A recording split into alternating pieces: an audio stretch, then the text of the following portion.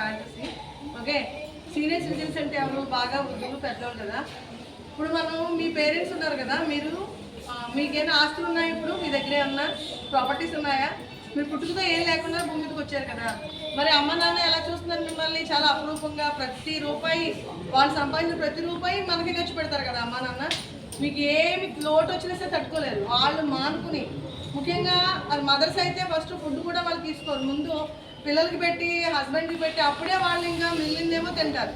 ఇంకా వంట చేసిన దాంట్లో ఏదైనా కర్రీస్ అవి సరిపోతాయి లేవో వాళ్ళకి వడ్డించి ఇంకా తిను వడ్డించాక వాళ్ళు ఉంటే తింటారు, లేకపోలేదు ఏదో తినేస్తారు.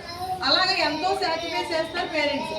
అలాగే ఫాదర్స్ కూడా వాళ్ళు ఎదిగిన తర్వాత వాళ్ళు పండగలు బట్టలు కుట్టించుకోవడం, అలాగే లేకపోతే ఏదైనా అంటే ప్రతి అవసరాలని, పిల్లల అవసరాల కోసం వాళ్ళకి కావాల్సినవన్నీ వదులుకుంటారు. వాళ్ళు అన్నీ వదులుకుని మీకోసం ఎన్నో త్యాగాలు చేసి మిమ్మల్ని పెంచుతారు కదా.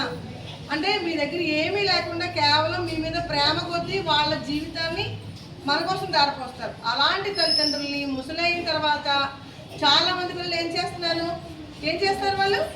మాకు ఈ ఆస్తి ఇవ్వలేదు, ఆ ఆస్తి ఇవ్వలేదు, మీ తమ్ముడికి అయితే ఎక్కువ భాగం ఇచ్చావు, నాకైతే తక్కువ భాగం ఇచ్చావు, మేము చూడము. అలాగే 2 నెలలు ఆ తమ్ముడు చూస్తాడు, 2 నెలలు అంటే అన్నయ్య చూస్తాడు, ఇలా పంచుకుంటారు. ఎంత దారుణమైన విషయం ఇది అసలు. తల్లిదండ్రులని పంచుకోవడం, తల్లిదండ్రుల నుంచి ఎక్స్పెక్ట్ చేయడం. నువ్వు ఏం ఎక్స్పెక్ట్ చేసావని నీ తల్లిదండ్రులు నేను పెంచారు, ఇది పెద్ద చేశారు, అవునా? మరి తల్లిదండ్రులు చూడాల్సిన బాధ్యత అందరికీ ఉండాలి. ప్రతి ఇంట్లో జరుగుతున్నాయి ఇవన్నీ. మీరు పిల్లలు కానీ ఇప్పుడు మీరు అందరూ చాలా పెద్దవాళ్ళే. అలాంటి వాటిని ఇంట్లో చేస్తే కన్నా మీరు వాళ్ళకి గట్టిగా చెప్పాలి. అర్థమైందా? మీరు పెద్ద అయిన తర్వాత మీ తల్లిదండ్రులు అలా పంచుకోవడం కానీ, అలాగే అమ్మ నాకు ఏమీ ఆస్తి ఇవ్వలేదు నేను చూడడం కానీ అలా ఎప్పుడు చెప్పండి. ఎందుకంటే ఏ ఆస్తులు ఇచ్చారని మిమ్మల్ని పెంచుతున్నారు, మిమ్మల్ని పెంచి పెద్ద చేశారు కాబట్టి తల్లిదండ్రులు చూడాల్సిన బాధ్యత మీకు ఉంది. అంతే, అన్ని విషయాల్లోనూ వాళ్ళు మనం చూడాల్సిందే. ఎందుకంటే వాళ్ళన్నీ వదులుకొని మీకోసం జీవితాన్ని సర్వస్వం త్యాగం చేస్తారు కాబట్టి.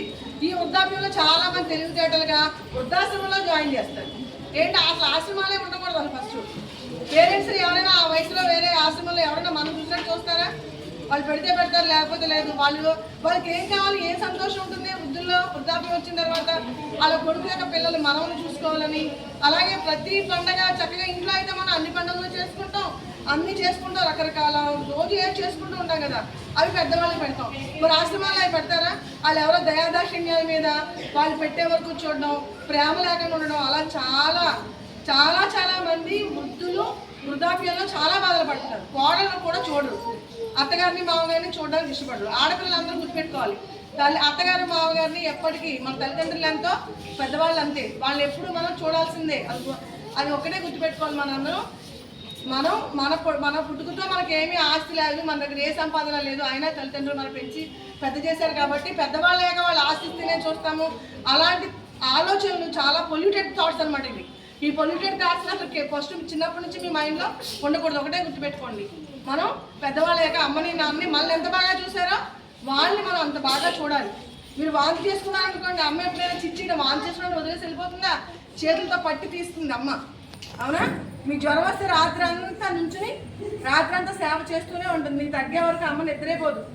అలాంటి పెద్దవాళ్ళని మనం ఆశ్రమాల్లో చూడకుండా వదలడం అనేది అసలు అది ఎప్పుడు మన ఆలోచనలోకి రాకూడదు. అలా ఎక్కడైనా ఎవరైనా పోనీ మీకు తెలిసిన వాళ్ళు ఎవరైనా ముసలి వాళ్ళని ఎక్కడైనా వదిలేసినా, రోడ్డు మీద వదిలేసి వెళ్ళిపోతూ ఉంటారు దుర్మార్గులు. అలా చూసినా మీరు, లేకపోతే ఎవరైనా బాధ పెట్టినా మీ నోటీస్కి వస్తే మనకు స్వచ్ఛంద సంస్థలు ఉన్నాయి. మీకు ఏదైనా తెలిసిన వాళ్ళు ఉంటే నెంబర్స్ మన స్కూల్కి ఇస్తే మనం వాళ్ళకి ఫోన్ చేసి చెప్తే వాళ్ళు వచ్చి తీసుకెళ్ళి వాళ్ళని చూస్తారు. ఓకేనా? అందుకని మీరు ఈరోజు తెలుసుకోవాల్సిందండి, మన సీనియర్ సిటిజన్స్ని ఎటువంటి ఇబ్బంది కలగకుండా చూడాలి. అలాగే మన అమ్మని నాన్నని మనం పెద్ద అయిన తర్వాత మనల్ని ఎలా చూస్తున్నారో వాళ్ళు మనం అలాగే చూడాలి. అది మీ బ్రెయిన్లో ఎప్పటికీ ఒక వృక్షంలాగా ఉండాలి ఆలోచన.